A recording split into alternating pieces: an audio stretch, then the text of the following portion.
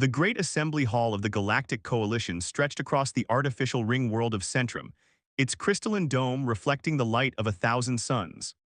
Inside, representatives from over 300 spacefaring civilizations gathered to vote on Earth's petition for membership. Fleet Admiral Marcus Sterling stood alone at the center of the vast chamber, his weathered face betraying no emotion as sneers and whispers echoed around him. Humanity's first official representative to the stars, wearing a simple black uniform adorned only with Earth's new unified insignia, a rising phoenix against a field of stars. High Chancellor Vorthak, a being of pure energy contained within an ornate mechanical shell, spoke first. The species known as humans presents their third petition for membership within the past standard decade.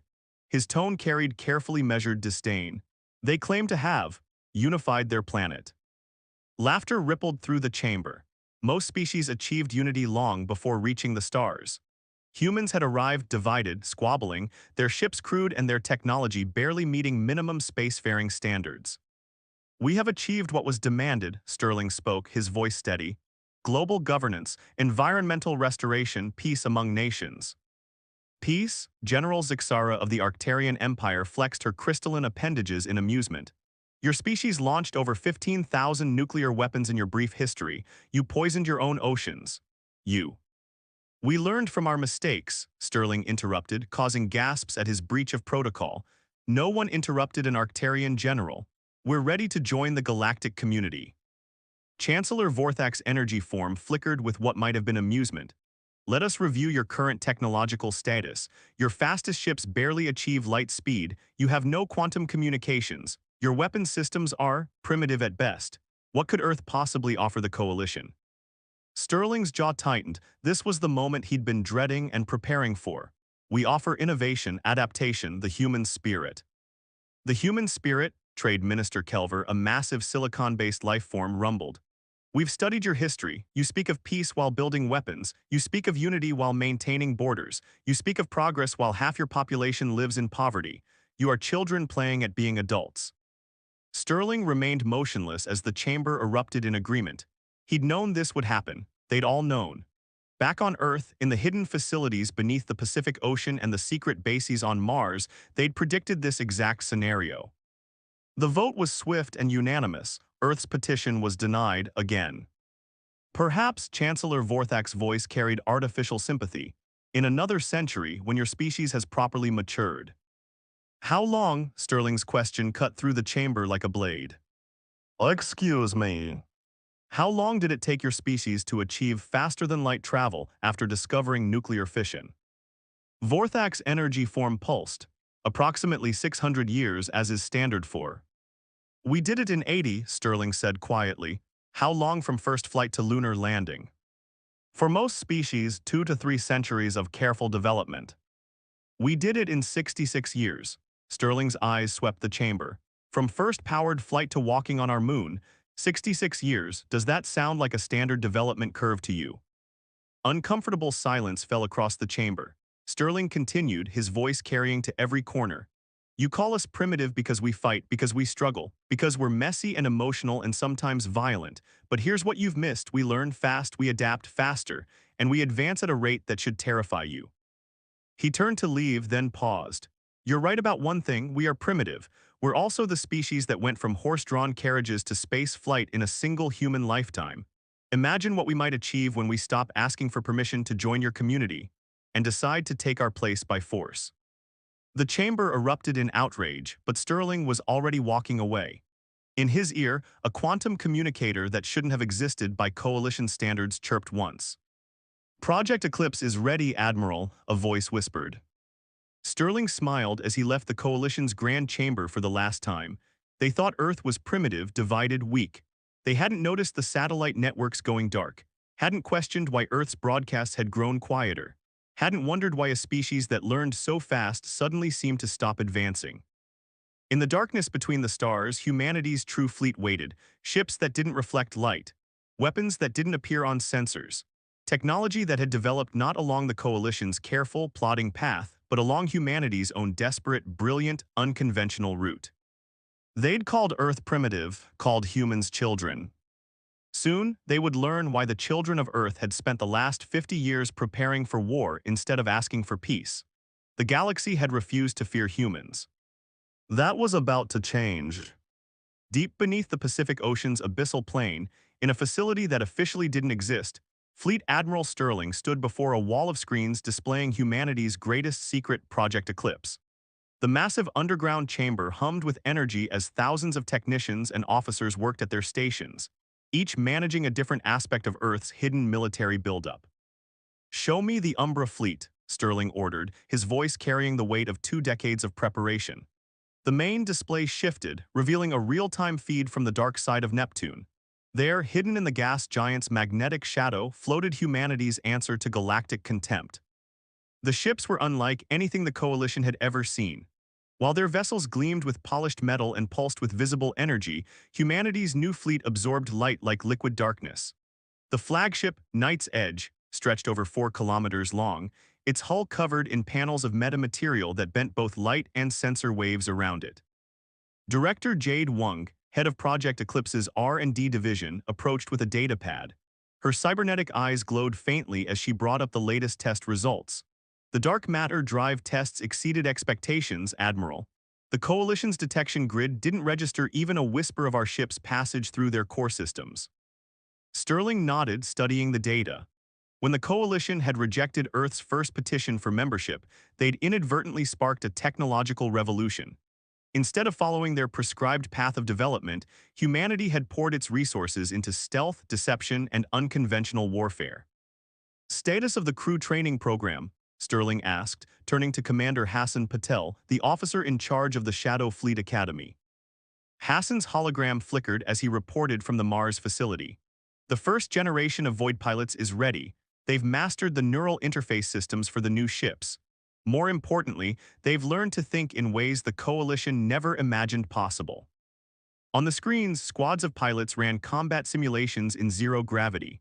Unlike Coalition pilots who relied on AI assistance and standard combat protocols, Earth's warriors had been trained to become one with their ships. The neural interfaces didn't just control the vessels, they extended the pilot's consciousness into the void itself. "They still don't suspect anything?" Sterling asked, turning to Dr. Nikolai Volkov, chief of counterintelligence.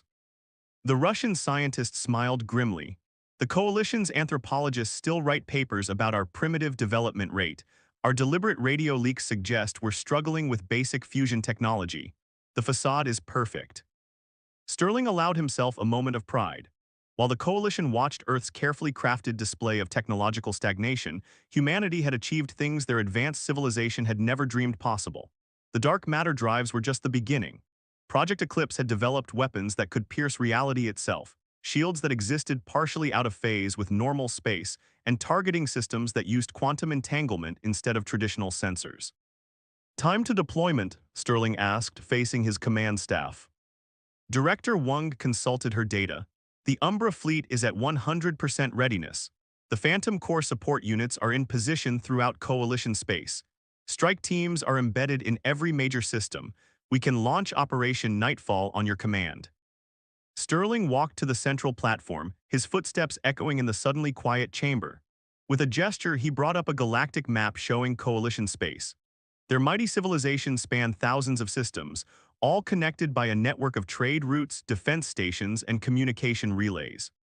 They thought themselves invincible. They had never faced an enemy that could simply disappear. "The Coalition made one fundamental mistake," Sterling addressed his staff. "They judged us by their standards. They evolved slowly, carefully, building their technology over millennia. But humans, we evolved fighting for survival on a death world. We went from first flight to nuclear weapons in 4 decades. We learned to split the atom before we fully understood why the sky was blue." He touched the map, highlighting key Coalition military installations. "They called us primitive because we fight among ourselves. They never asked why we fight. They never wondered what would happen when we finally turned our full attention outward." The chamber was silent now, every eye fixed on their leader. Sterling's voice carried the weight of history. "For 50 years, we've hidden our true strength. We've let them mock us, dismiss us, reject us. But now the children of Earth have grown up, and we're done asking for permission." A signal chimed, the final preparations were complete. Around the solar system, hidden shipyards activated. The Umbra fleet's engines began their silent warm-up sequence. In bases throughout Coalition space, human agents stood ready.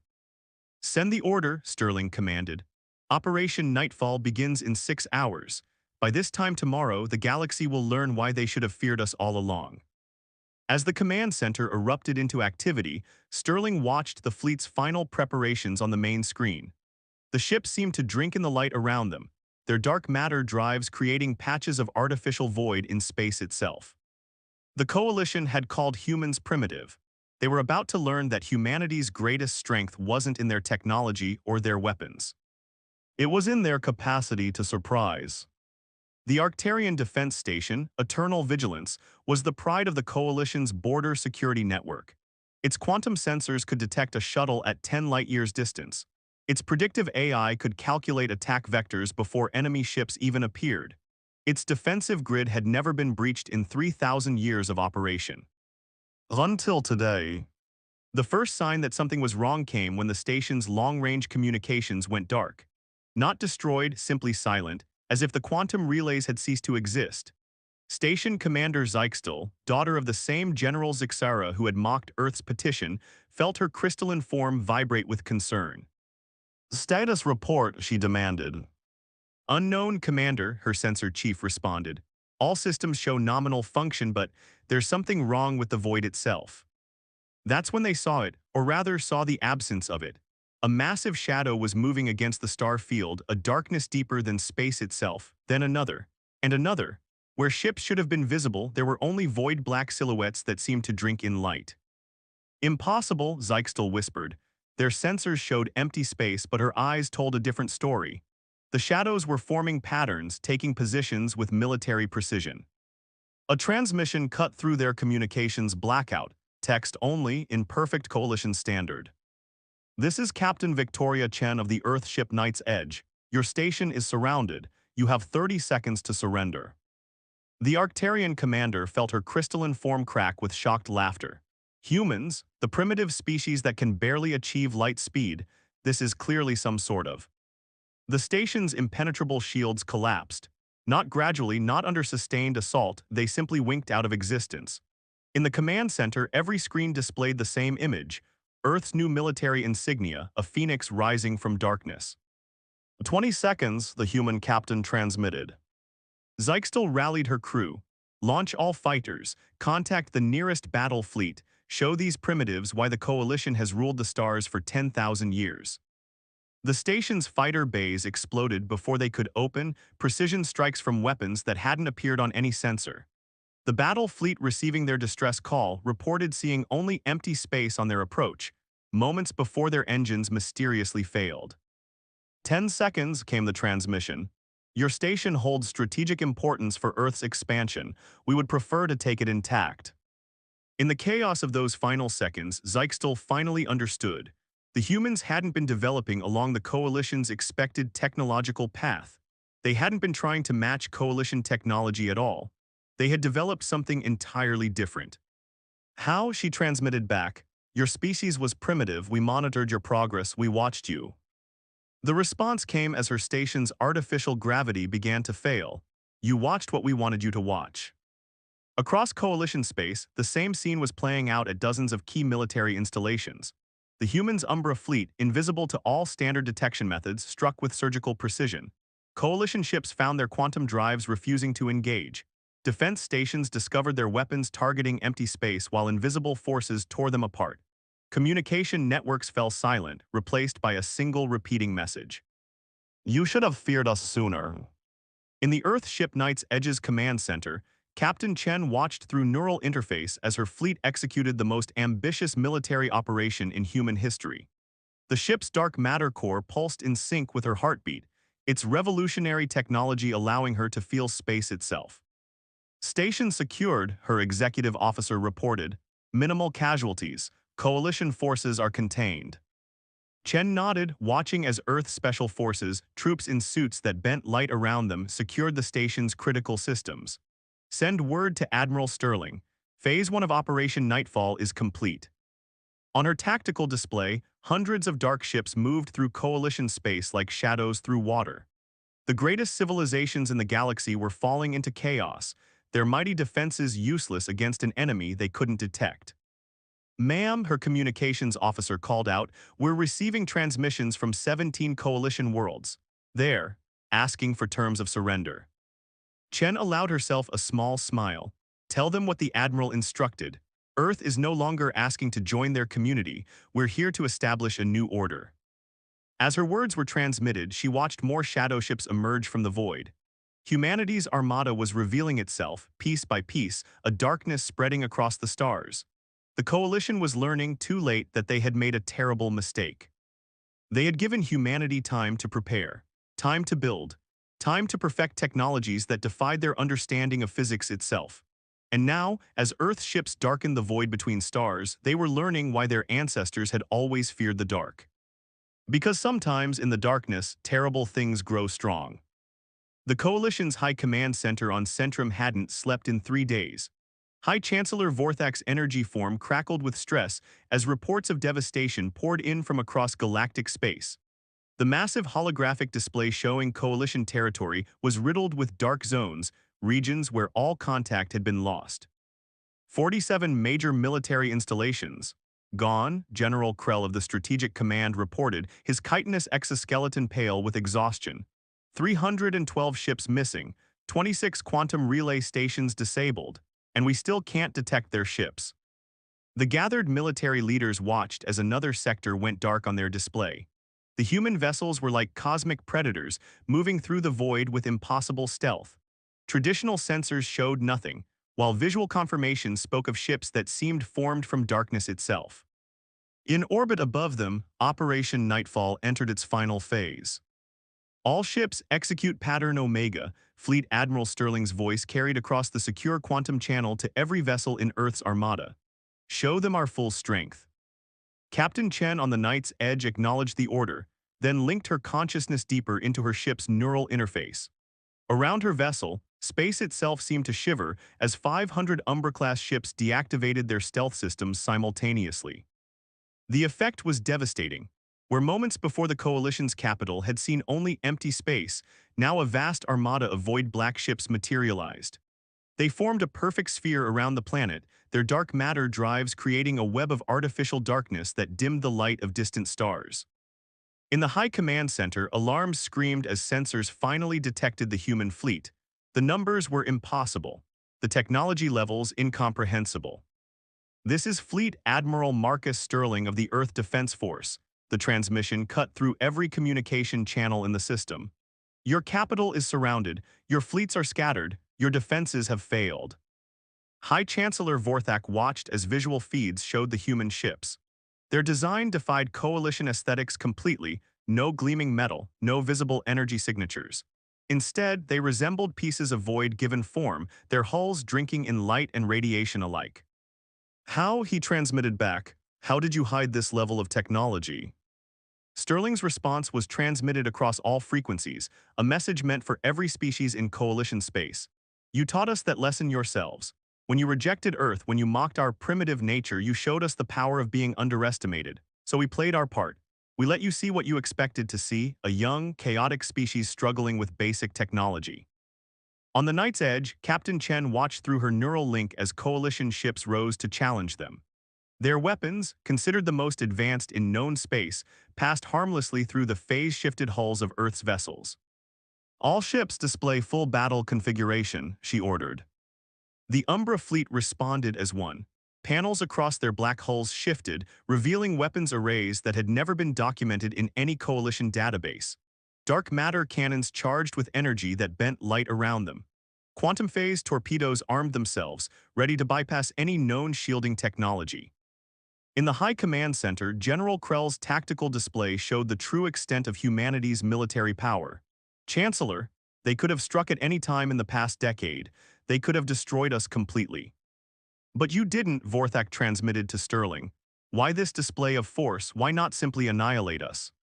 Sterling's response echoed through the chamber. "Because unlike you, we learned from history. Empires built on pure destruction don't last. We're not here to destroy the Coalition. We're here to transform it." As if to emphasize his point, the Umbra fleet began a new maneuver.